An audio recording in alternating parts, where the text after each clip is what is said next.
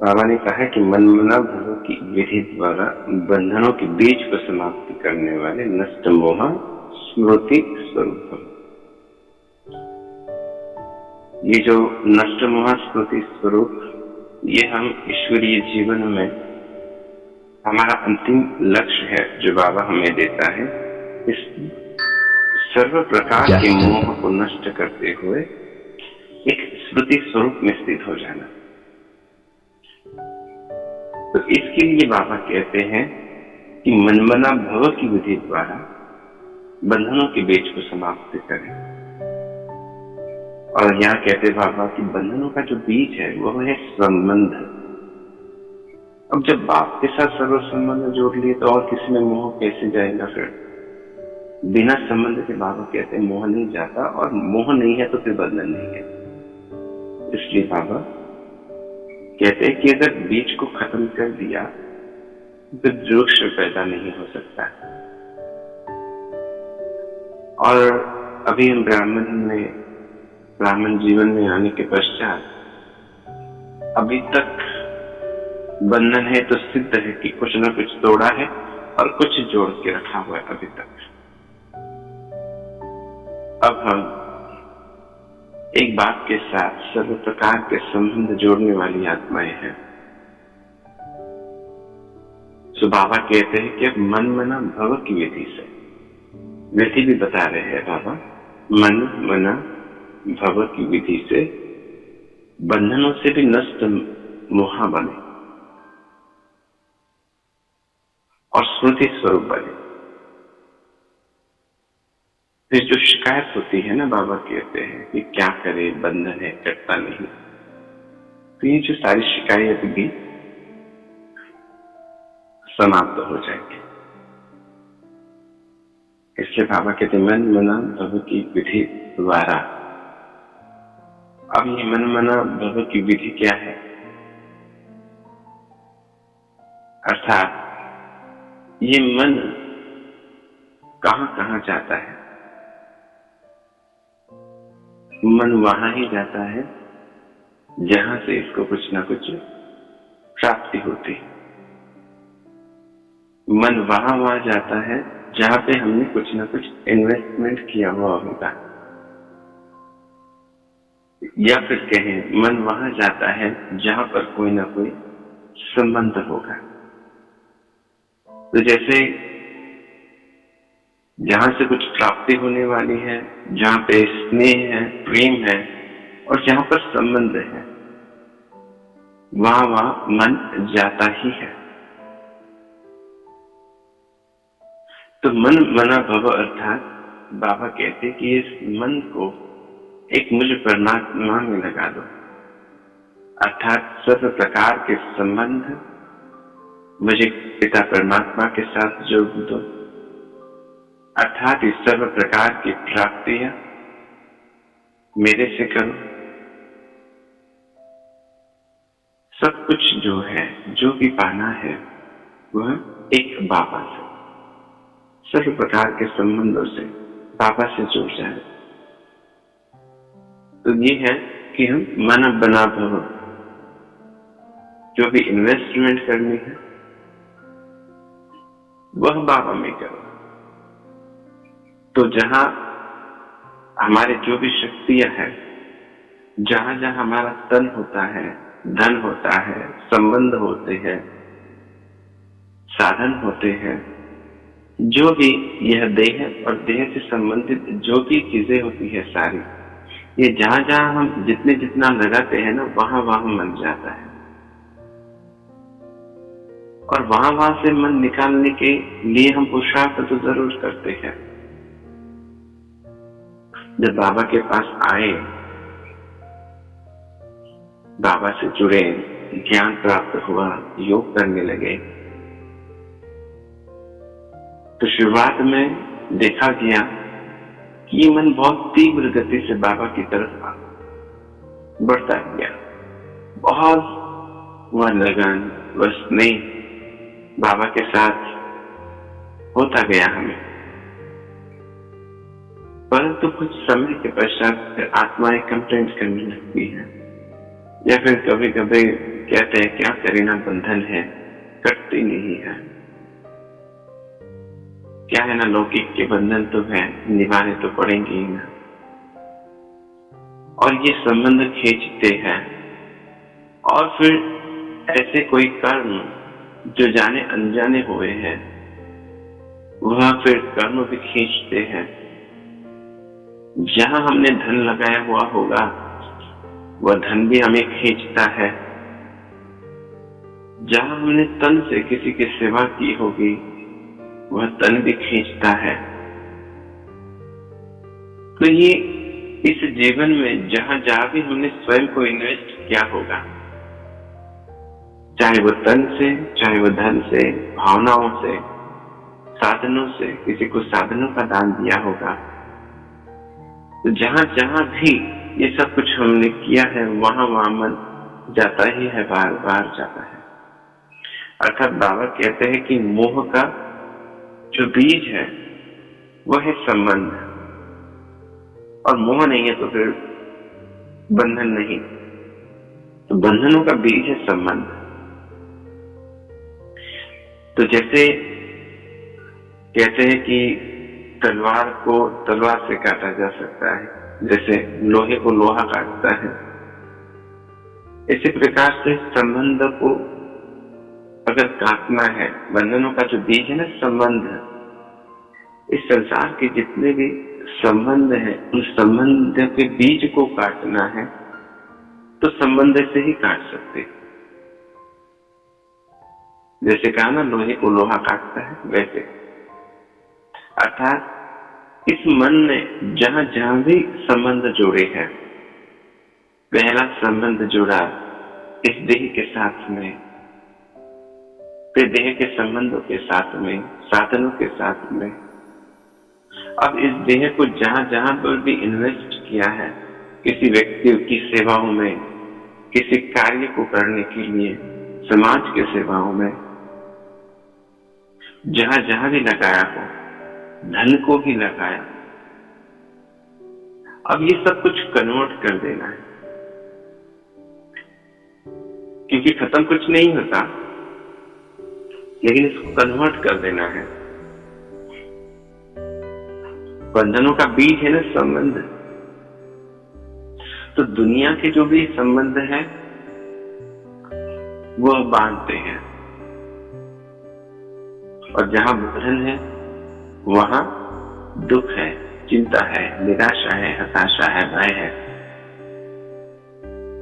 क्योंकि जब तक कोई चीज मन से पकड़ी हुई है, यह देह और देह के संसार की, तो वह चीज छूटने का डर है, खोने का डर है। तो संसार की सारी चीजें, सारे बंधन मोह को पैदा करते हैं, या फिर कहें कि वो जो मोह है वो बंधन है एक प्रकार से। तो बाबा कहते हैं मोह नहीं तो बंधन नहीं। और ये मोह भी कैसे क्रिएट होता है, मोह को भी देखिए, इसका भी। तो जहां हम लंबे अंतराल तक होते हैं, ज्यादा समय तक होते हैं, वहां हमें मोह हो जाता है। तो सबसे पहला मोह हमारा देह के साथ में हुआ, क्योंकि हम 63 जन्म से ही नहीं, पूरे 84 जन्म हम देह के साथ में रहे। मेरे 21 जन्म कॉन्शियस नहीं था, मेरा सतयुग और त्रेतायुग में कॉन्शियस नहीं था देह का, लेकिन थे तो देह के साथ में ही। तो आत्मा के अंदर वह संस्कार रहते हैं, और द्वापर से लेकर अभी तक भी हम देह के तो कॉन्शियस में ही आ गए। तो जिस जगह हम लंबे अंतराल तक रहते हैं, उस जगह के साथ में हमें मोह हो जाता है। तो पहली जगह जहाँ आत्मा निवास करती है वो हमारी देह है। तो इस देह के साथ अगर मोह क्रिएट हो गया, अटैचमेंट क्रिएट हो गया, हम इस देह में आए, इस साकार दुनिया में आए, तो यहाँ पर भी पूरे 5000 वर्ष से हम यहाँ पर ही हैं। इसलिए इस पृथ्वी के साथ में ही भी एक प्रकार का इस प्रकृति के साथ में भी एक प्रकार का अटैचमेंट हमें क्रिएट हो गया है। हम हम स्वर्ग तो लाना चाहते हैं, लेकिन अंदर में कहीं ना कहीं ये भी कामना हमारी रहती है कि ऐसा परिवर्तन ना हो, इस प्रकार से विनाश होकर स्वर्ग की स्थापना नहीं हो। अर्थात इस प्रकृति के हलचल को, इस प्राकृतिक आपदाओं को, लोगों के विकराल रूप को साधनों के द्वारा कहे, ये जो अण्वस्त्र बने उसके द्वारा विनाश को हम नहीं देखना चाहते। एक प्रकार से चाहते हैं बहुत सहज हो, क्योंकि अटैच्ड है इस प्रकृति के साथ में भी पूरे 5000 साल से। तो देह और देह के संबंध के साथ में भी हम पूरे 5000 साल से कनेक्टेड हैं। जो भी लेन देन हुई है मेरी मुझात्मा की इन पूरे 5000 वर्ष में, वह सब मनुष्य आत्माओं के साथ में है। इसलिए बंधन बहुत कड़े हैं। अब बंधनों को काटना है तो बंधन जोड़ना पड़ेगा। एक बंधन को तोड़ने के लिए दूसरा बंधन जोड़ना पड़ेगा। अभी तक हमने इस देह को संसार और संसार के लोगों की सेवाओं में लगाया, तो अब इस देह को ईश्वरीय सेवाओं में लगाना पड़ेगा। जिस वाणी से संसार से बात की, उसी वाणी से भगवान की बातें करनी पड़ेगी। जिस दृष्टि से संसार को देखा, उसी दृष्टि से अब सर्व को आत्मिक स्वरूप में देखते हुए परमात्मा अनुभूति करानी पड़ेगी।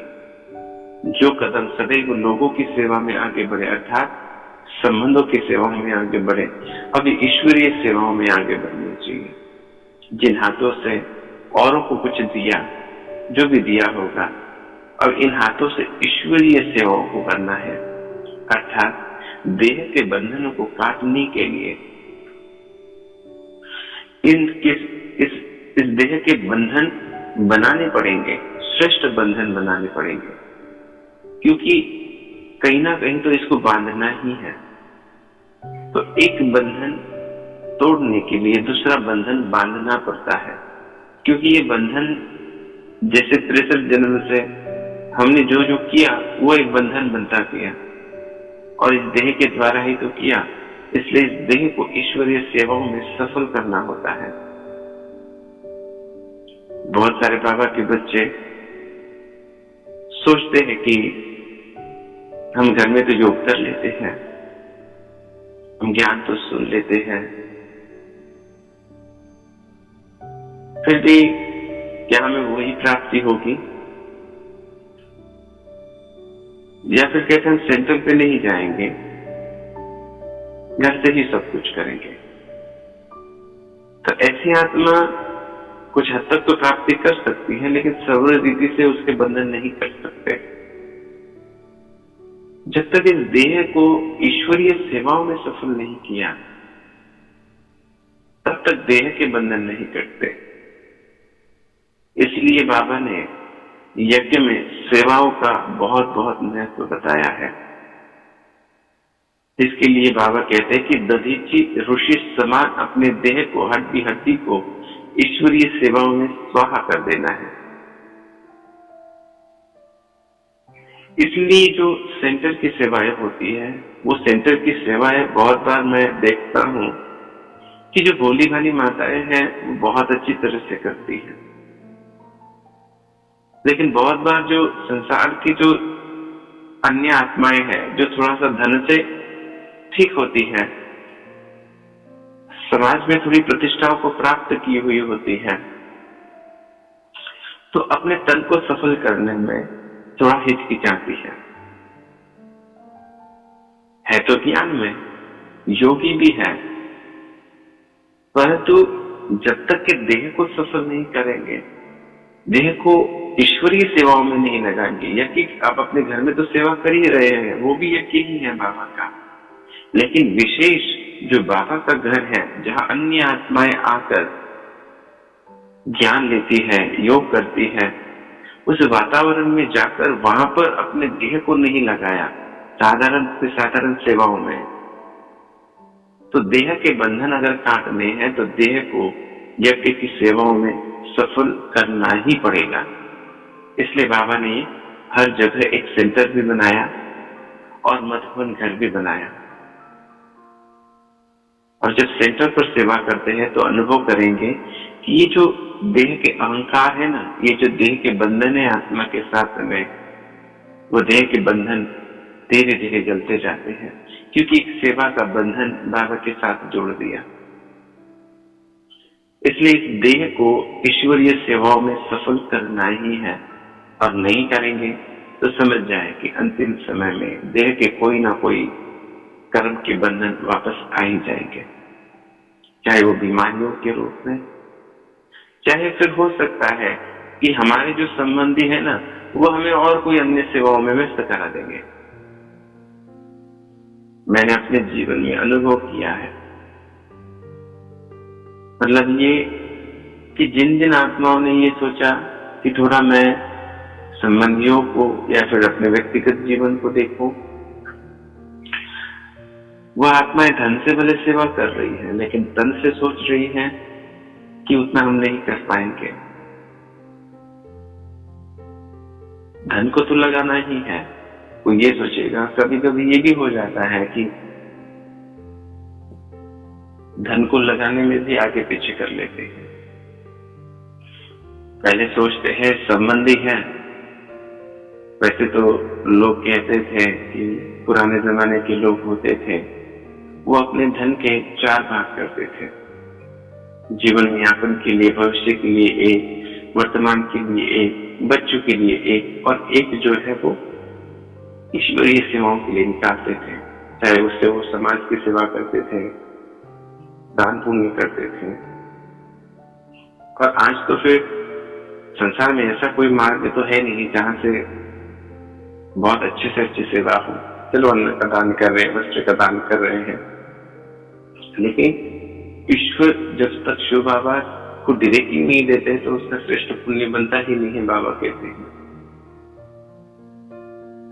तो जब तक ईश्वरीय सेवाओं में अपने धन को नहीं लगाएंगे तो धन का जो बंधन है, क्योंकि इसी धन ने 63 जन्म, बाबा कहते कि मैंने तुमको इतना सारा जो धन दिया था कहां गवाया तुमने। तो बाबा हम कहते, बाबा हमने तो बहुत सारे मंदिर बनाए। सिर्फ मंदिर बनाए हैं तो ठीक है, लेकिन इस धन से कितने कार्य किए आपने। सारा बंधन तो इस धन की वजह से लगा। आज संसार में भी देखें, जिनके पास ज्यादा से ज्यादा धन है ना, तो सबसे बुरे के बुरे कार्य वो करते हैं। बहुत विरले लोग ऐसे हैं जो धन को सही प्रकार से प्रयोग में लाते हैं, लोगों की सेवा में, समाज की सेवा में, देश की सेवा में। लेकिन ज्यादा से ज्यादा विरले, मतलब बहुत कम ऐसे मिलेंगे, लेकिन ज्यादा से ज्यादा लोग होंगे जो धन आने से विपरीत मार्ग की तरफ जल्दी चले जाते हैं। आज जिसके पास ज्यादा से ज्यादा धन है ना, तो गुणों के मामले में उतना ही वह थोड़ा सा नीचे की ओर आ जाता है। लेकिन इसमें भी परसेंटेज है। कहने मात्र ऐसा है कि सभी नहीं, लेकिन जैसे कौरव और पांडवों में दिखाते हैं कि 100 कौरव थे और 5 पांडव थे, इसी प्रकार से तो इस धन को भी ईश्वरीय सेवाओं में लगाना पड़ेगा। अभी पहला जो हिस्सा है वो मेरे बाबा का है। जहां पर भी आप हो, जिस सेवा केंद्र से निमित्त हो, पहले वो सेवा केंद्र हो और फिर ईश्वरीय परिवार, जो भी जहां पर भी आप बाबा का यज्ञ है, माउंट आबू, अर्थात पहले अपना सेवा केंद्र और माउंट आबू, बस ये हो। तो ऐसा धन को बार बार लगाना पड़ेगा, क्योंकि जहां तुम्हारा धन होगा वहां तुम्हारा मन होगा। क्योंकि धन का बहुत बड़ा कनेक्शन है मन के साथ में। आज भी देखें, हम थोड़ी भी कहीं इन्वेस्टमेंट कर देते हैं प्रॉपर्टी में और वहां से वो धन नहीं निकलता, तो कितना मन बार बार वहां जाता है कि काश बाबा इतना मेरा धन निकाल दे तो मैं आपके कार्य में सहयोग करूं। अब कहते हैं कि मैं ये निकाल दे तो मैं सहयोग करूं। भाई जब तब था तब क्यों नहीं लगाया? तो सोचा बाबा यहाँ थोड़ा इन्वेस्ट कर देता हूँ, यहाँ से आएगा फिर मैं करूंगा, फिर वो प्रॉपर्टी में तो धन मिल जाएगा। फिर कहेंगे बाबा और थोड़ा मैं इस प्रॉपर्टी में लगाता हूँ ना, फिर यहाँ से आएगा फिर मैं लगाऊंगा। ये जो बंधन है ना, ये बंधन ऐसा बढ़ते जाता है इधर का लौकिक का। इधर बाबा की तरफ करने में बहुत सोचते हैं कि मैं तो बाबा के लिए ही सोचता हूँ। सोचे बीच में देर चली गई तो फिर क्या करेंगे ये सारी प्रॉपर्टीज का। सोचा था बाबा के लिए करना है तो सोच में ही रह गया सारा। तो जब संकल्प आया, जब मेरे पास कुछ आया तो पहला मेरा हिस्सा जो है वो बाबा के लिए है, वो निकाल के ही रखना है। क्योंकि मन के जो सारे बंधन काटने हैं, तो ये धन ने बहुत सारे बंधन हमारे मन के बांध दिए हैं। हमने जो भी कार्य किए होंगे इस धन के लेन देन से किए हैं, तो इस धन के लेन देन से ये मन का बंधन उन आत्माओं के साथ बंध गया है, प्रकृति के साथ बंध गया है। तो बाबा इसीलिए यज्ञ में धन का बहुत बहुत महत्व बताते हैं। वैसे शिव बाबा को क्या धन की जरूरत होगी, और जो भी आत्माएं बाबा की सेवा कर रही है उनको भी क्या धन की जरूरत है। ये तो सब वैरागी आत्माएं हैं, जो निमित्त आत्मा है वो भी। अब वो तो कोई धन कमा नहीं सकते, क्योंकि बाबा ने स्पेशल ड्यूटी दी है कि भाई तुमको तो बस बैठना है, संभालना है, और फिर इन सर्व आत्माओं के धन को सफल करवाना है। क्योंकि ये हमारी डिनाइस्टी है, ये हमारा परिवार है। ये डिनाइस्टी के जो बंधन है इस धन से हुए जुड़े हुए इस प्रकृति के साथ में, लोगों के साथ में, इनके धन को सफल करने से ये निमित्त आत्मा की जिम्मेवारी होती है कि उनका धन वो सफल करवा लेती है, ईश्वरीय सेवाओं में लगा लेती है। तो इन आत्माओं के भी जो बंधन है धन के साथ के, वह मन के जो बंधन है वह कट जाते हैं, और ये बंधन ईश्वरीय सेवाओं के साथ में जुड़ जाते हैं। तो फिर योग लगाना, क्या कहें, उस योग में उन आत्माओं को भी बल प्राप्त होते जाता है। इसलिए बहुत बार मैं आत्माओं को कहें, निमित्त आत्माओं को कहते सुनता हूं कि मैं किसी को कुछ कहती नहीं हूं, मैं किसी को कुछ बोलती नहीं हूं। बोलना नहीं, कहना नहीं है, प्रेरणा देना है। जब तक प्रेरणा नहीं देंगे तो माया जो बाबा के बच्चों को जगने नहीं देगी। क्योंकि गृहस्थ जीवन होता ऐसे है कि एक समस्या नहीं खत्म होती तो दूसरी तो खड़ी हो जाती है, और फिर हम सोचते हैं कि थोड़ा सा, मतलब जैसे जैसे समय बीतता है ना, मैंने बहुत बार देखा है कि एक आत्मा ने संकल्प किया कि मैं जो है ना, बाबा के एक कंस्ट्रक्शन चल रहा था सेंटर का, मैं ना उस सेंटर के लिए 15 लाख रुपए निकाल के रखे। मतलब मेरा ये जो खेत अगर चला जाता है, वो खेत की बात वो जाता है, तो मैं उसमें से 15-1 लाख रुपए सेंटर के लिए लगाऊंगा। अब उसने पकड़ के रखा है कि मुझे 10 लाख रुपए एकड़ से मिले, जबकि वहां पर उसको 7 लाख रुपए एकड़ से मंगा जा रहा है। उसका 10 एकड़ खेत जो है वो 70 लाख में जाने के लिए तैयार है, लेकिन वो पकड़ के रखा है कि कम से कम तो 9.5 तो मिलने ही चाहिए। अब उसने क्या सोचा, 15 लाख तो देने हैं, लेकिन वो तब दूंगा जब मेरे रेट में खेत चला जाएगा, जबकि उसके लिए रेडी है 7-7.5 लाख रुपए का कस्टमर। अगर हो सके तो वो बैठ जाता है तो हो जाएगा डील, लेकिन नहीं।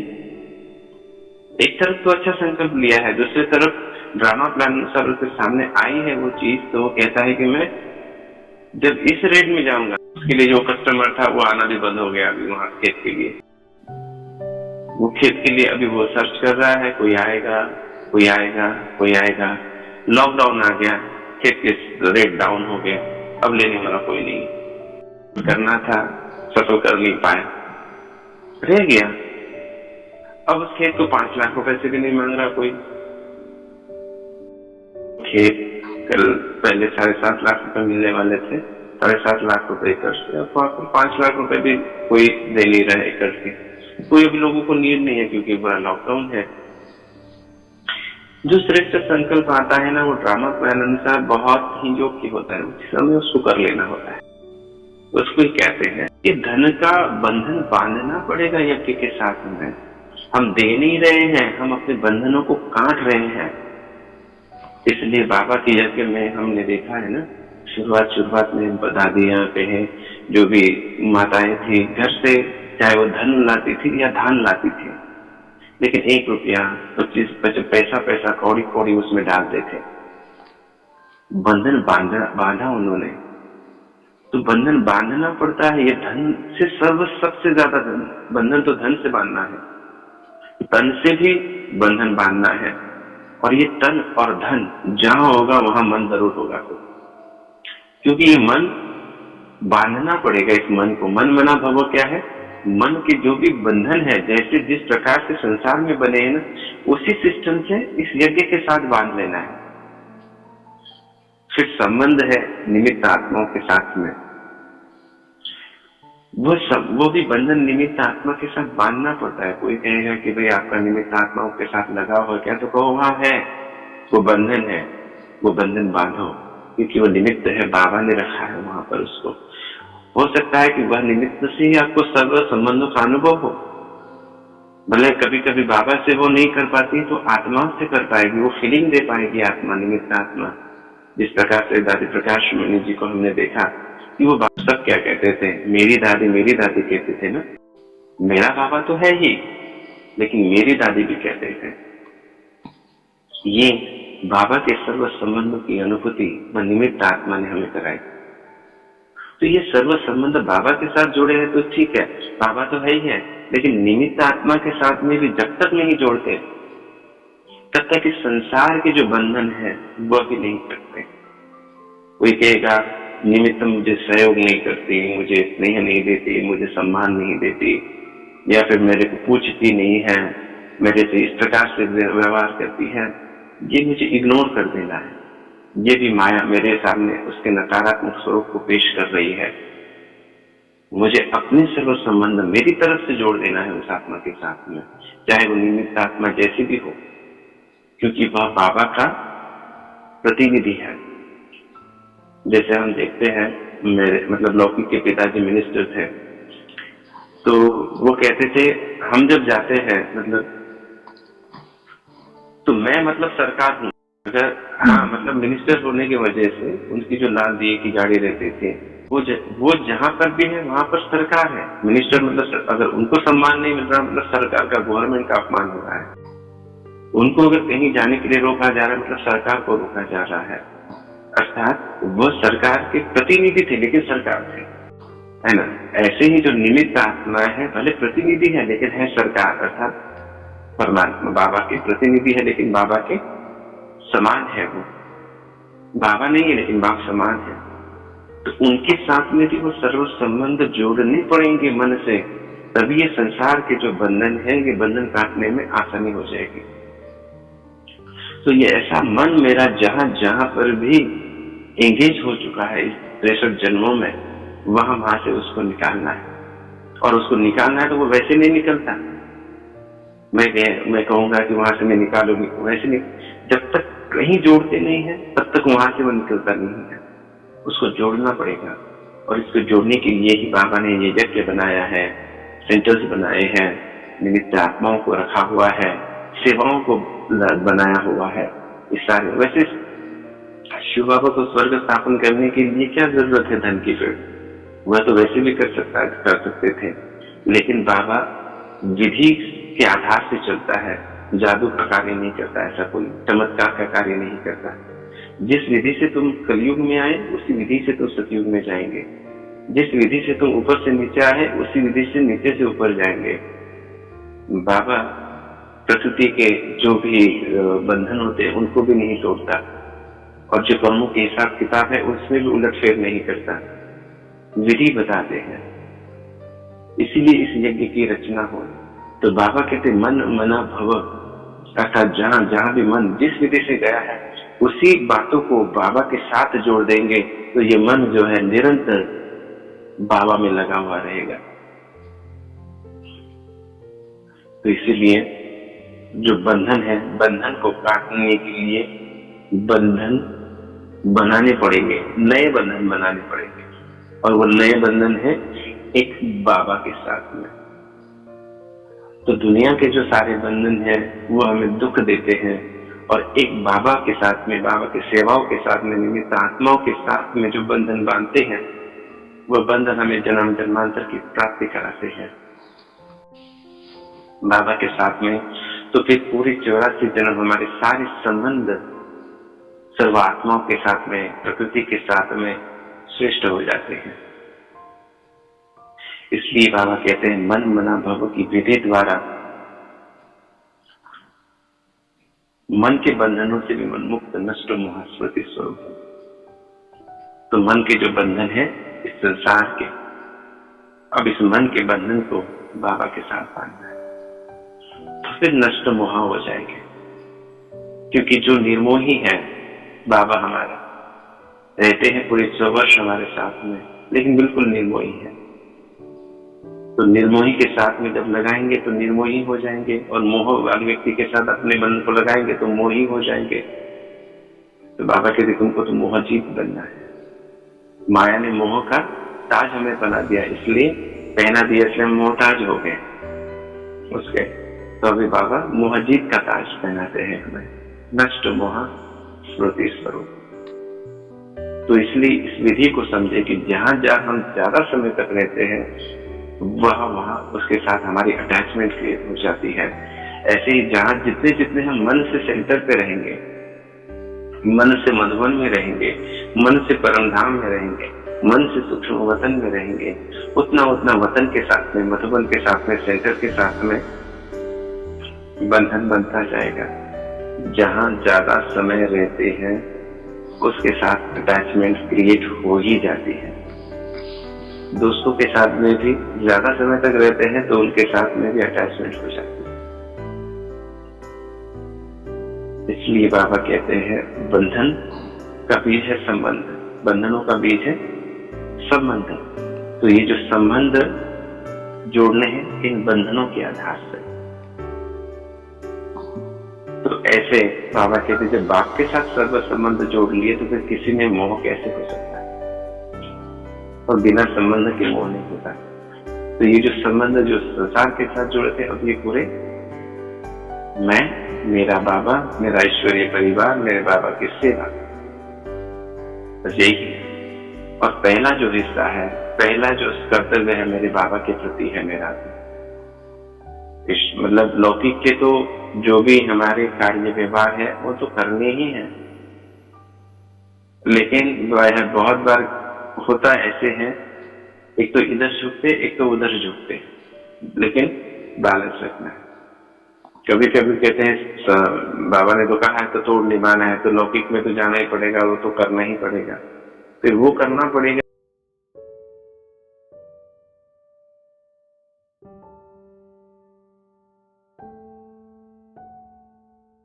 कभी कभी इधर के करने पड़ने में उधर का छूट जाता है, लेकिन नहीं, बिल्कुल बैलेंस। तो अपने आप को मनमना भव की विधि से मन के बंधनों को समाप्त करें, ये विधि बाबा बताते हैं। तो अपने आप को देखिए, अगर मन कहीं नहीं, मन बाबा में नहीं लगता है, कहीं संसार के बंधन हमें खींच रहे हैं, तो चेक करें कि ऐसी कौन सी चीज है जो अभी तक मैंने यज्ञ में नहीं लगाई है। ऐसा कौन सा संबंध है जो अभी तक मैंने बाबा के साथ नहीं जोड़ा है। ऐसा कौन सा साधन है जो बाबा के साथ अभी मैंने नहीं जोड़ा। तो मन कहीं जा रहा है योग में बैठने के बाद, अर्थात उसको ट्रांसफॉर्म नहीं किया है मैंने, कन्वर्ट नहीं किया है बाबा में, अर्थात उसके बीज रूप बाबा के पास में दे देंगे तो बस बंधनों का जो बीज है, कहीं मोह का बीज है, वो खत्म हो जाएगा। तो ऐसे हम सभी मनमना भव की विधि के द्वारा बंधनों के बीज को भी समाप्त करने वाले आप हम सभी नष्ट मोह स्मृति स्वरूप आत्माओं को स्नेह भरा ओम शांति, ओम शक्ति।